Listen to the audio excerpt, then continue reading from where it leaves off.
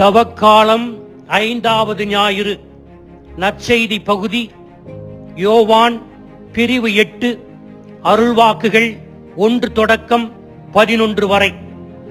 Stories of the kingdom என்ற தனது புத்தகத்தில் ஜான் அவ்ரேலியோ கடவுளின் அழகான குணங்களை சித்தரிக்கிறார்.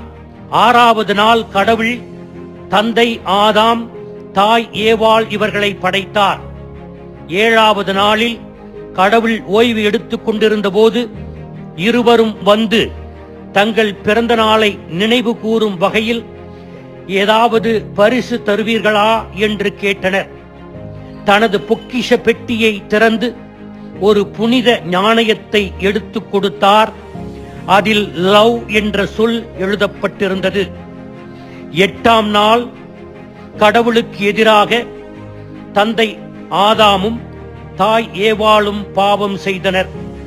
அவர்கள் ஏதோம் தோட்டத்தை விட்டு வெளியே செல்லுகின்ற போது கடவுள் தங்களை கைவிட மாட்டார் என்று உத்தரவாதம் கேட்டனர். உங்களிடம்தான் நாணயம் இருக்கிறதே என்று சொன்னார் கடவுள்.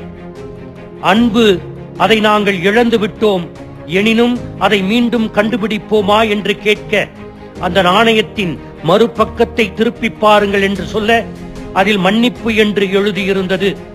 மன்னிப்பு இல்லாமல் அன்பு இல்லை, அன்பு இல்லாமல் மன்னிப்பு இல்லை. அவை இரண்டும் கடவுளின் இரு பக்கங்கள். இன்றைய நற்செய்தியில் விபச்சாரத்தில் பிடிபட்ட பெண்ணை பரிசேயர்களும் மறைநூல் அறிஞர்களும் அழைத்து வருகிறார்கள். பழைய ஏற்பாட்டிலே 3 பாவங்கள் மரண தண்டனைக்கு உரியவை. 1 உருவ வழிபாடு, 2 கொலை, 3 விபச்சாரம். விபச்சாரத்தில் பிடிபட்ட பெண்ணை கொண்டு வந்தவர்களுக்கு இயேசு குற்றம் சாட்டியவர்களின் மனச்சான்றுக்கே தீர்ப்பை சாதுரியமாக விட்டுவிட்டு அதன் வழியாக பரிசேயர் விரித்த வலையிலிருந்து தப்பித்துக் கொள்ளுகிறார்.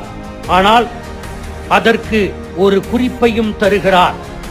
உங்களுள் பாவம் செய்யாதவன் அந்த பெண் மேல் முதல் கல் எறியட்டும் என்று குற்றம் சாட்டியவர்களுக்கு சவால் விடுத்தார். 1. அன்று ஓய்வு நாள். கல்லால் எறிந்து ஒருவரை கொல்வது என்பது ஒரு செயல் வடிவம்.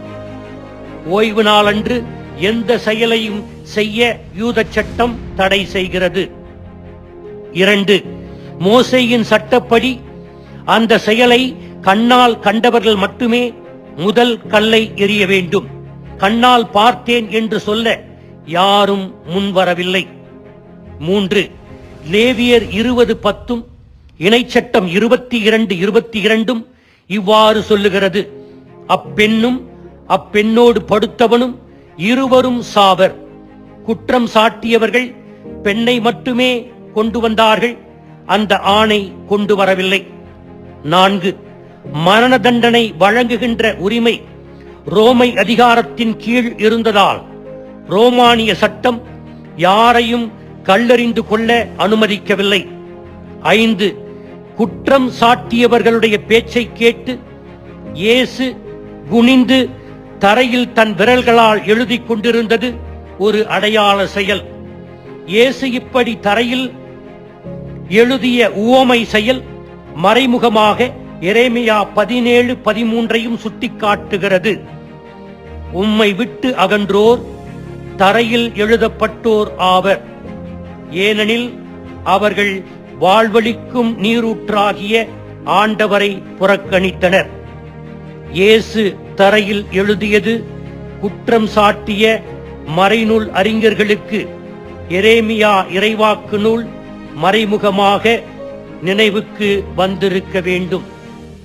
வெளிவேடக்கார பரிசேயரும் மறைநூல் அறிஞரும் குற்றவாளிகளாக இருக்கும்போது அடுத்தவரை பாவி என்று முத்திரை குத்தி சட்டத்தை தவறாக கையாளப்படுவதை இயேசு தடுக்கிறார்.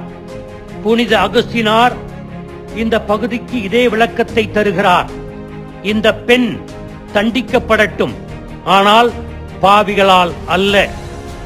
சட்டம் பயன்படுத்தப்படட்டும், ஆனால் அதை மீறுபவர்களால் அல்ல. முதியவர்கள் தொடங்கி எல்லோரும் அங்கிருந்து சென்றார்கள்.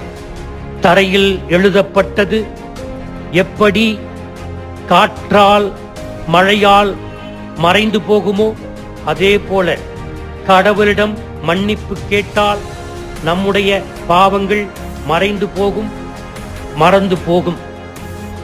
ஏனென்றால் புனிதனுக்கு எப்படி பாவ வாழ்க்கை வாழ்ந்த கடந்த காலம் உண்டோ, பாவிக்கு புனிதமான எதிர்காலம் உண்டு.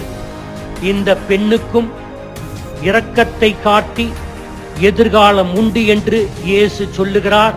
ஆனால் ஒன்றை தெளிவாக சொல்லிவிடுகிறார், இனிமேல் பாவம் செய்யாதீர். எனவே அவர் செய்தது பாவம் என்பதையும் உணர்த்துகிறார். நாம் எப்படிப்பட்டவர்களாக இருக்கிறோம்? பரிசேயராக இருந்து கொண்டு நம் பாவத்தை மறைத்து அடுத்தவரை தீர்ப்பிடுகிறோமா? இதிலிருந்து வெளிவர இந்த தவக்கால ஞாயிறில் ஜெபிப்போம். ஆமீன்.